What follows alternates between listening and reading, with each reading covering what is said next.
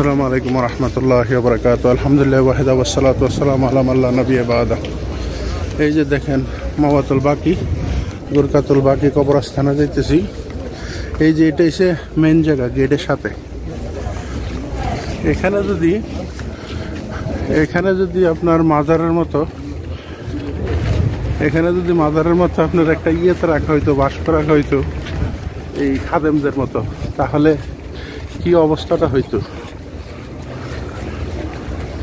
এইমাত্র ফজরের সালাত শেষ হয়েছে।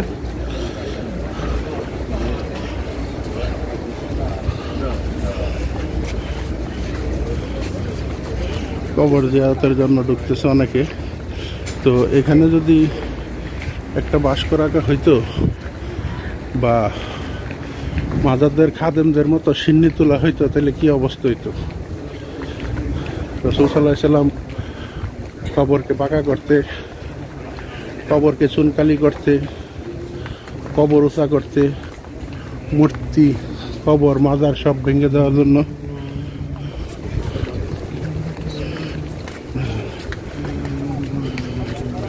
এই যে দেখেন যারা হক পরামর্শ নেওয়ার এখানে শেখেদের কাছ থেকে নিতেছে, শেখেরা ওনাদেরকে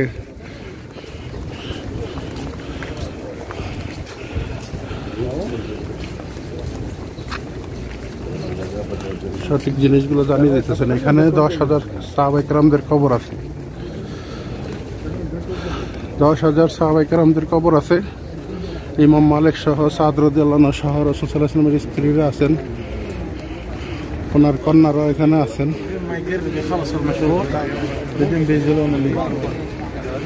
আর উপরে দলিল দেওয়া আছে, দলিল দেখে নেবেন।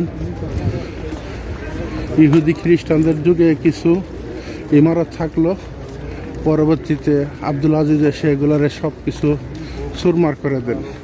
ফিতনা বেশিরভাগ করছিল যারা মাযহাব তৈরি করছিল, তারাই বেশিরভাগ ফিতনা তৈরি করছে। কবরের শুধু চিহ্ন দেওয়ার জন্য, যেটা কবর সামান্য একটু উঁচা, যে এটা কবরের নিশানা, বা ইয়েতে সাইডে একটা করে পাথর অথবা 2টা করে পাথর এরকম দেওয়া।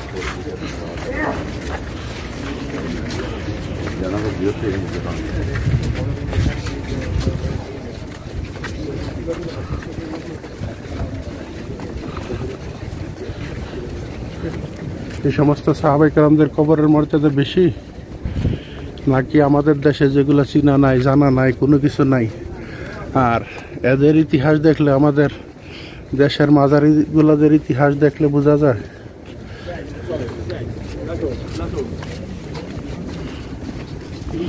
আমাদের দেশের মাজারের এদের ইতিহাসগুলো দেখলে বোঝা যায় যে এরা বেশিরভাগ শিয়া মতবাদের লোক ছিল।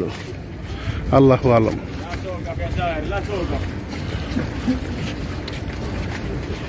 আর শিয়াদের যারা কাফের মনে না করে, এরা নিজেরাও কাফের।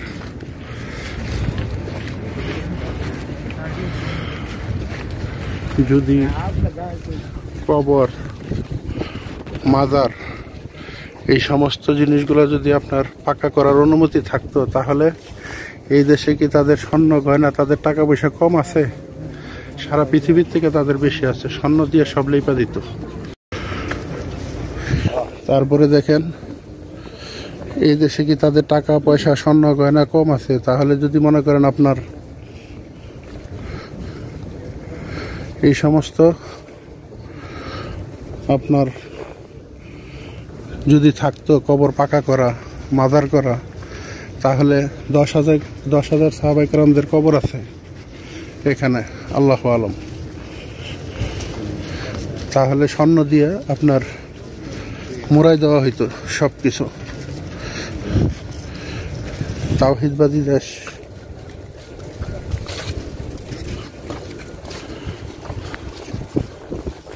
তাওহীদবাদী দেশ সৌদি আরবে, যেখান থেকে ইসলাম গেছে আবার এখানে ইসলাম এসে শেষই দেবে।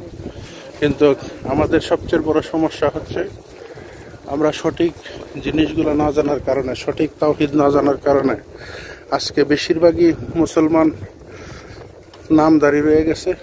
ওই যুগের খারেজিদেরকে হিসাব করলে দেখবেন যে তারাও কিন্তু আলেম ছিল, নামাজ পড়তে পড়তে কিন্তু তারাও কপালে কালো দাগ ফেলাইছে। নামাজ পড়তে পড়তে তারাও কিন্তু কপালে কালো দাগ ফালাইছে, কিন্তু তারা খারিজি ছিল। তারা সঠিক তাওহীদ সম্পর্কে তাদের কোনো জ্ঞান ছিল না, তাদের সঠিক তাওহীদ সম্পর্কে তাদের কোনো অভিজ্ঞতা ছিল না। তো সেজন্য যারা হজ করতে আসেন, উমরা করতে আসেন, শুধু খেজুর আর জমজমের পানি নিয়ে দৌড় দিবেন না, মক্কা মদিনার ইসলামটাও সাথে করে নিয়ে যাবেন।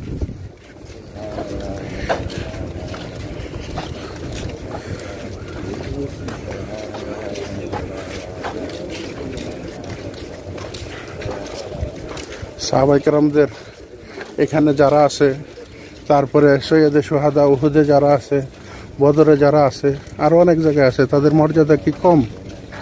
হ্যাঁ।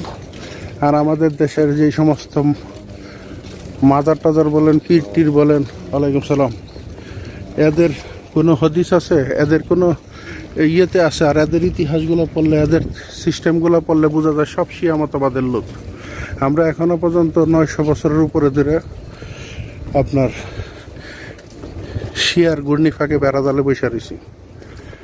আর এই পর্যন্ত 1 বছর 2 বছর পর্যন্ত যতগুলা কি দেখতেছি, হজে উমরা আসতেছে, টাকা পয়সা এইভাবে কামাই করতেছে, বেশিরভাগই হারামি তরিকায় কামাই করতেছে, আর হারামি তরিকায় টাকা পয়সা দিয়ে এসে সেরা হজ উমরা কইরা চাইতেছে, যা কিছু আছে সব কিছু মাফ করায় নিতে।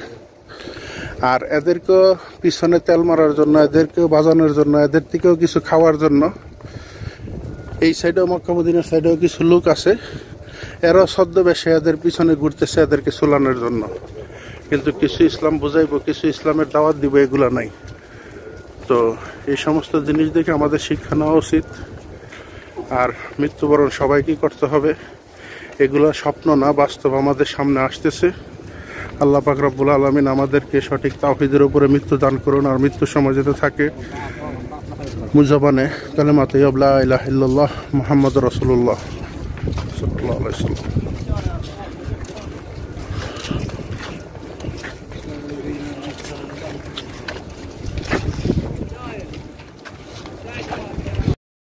شكرا يا ربي شكرا هديت قلبي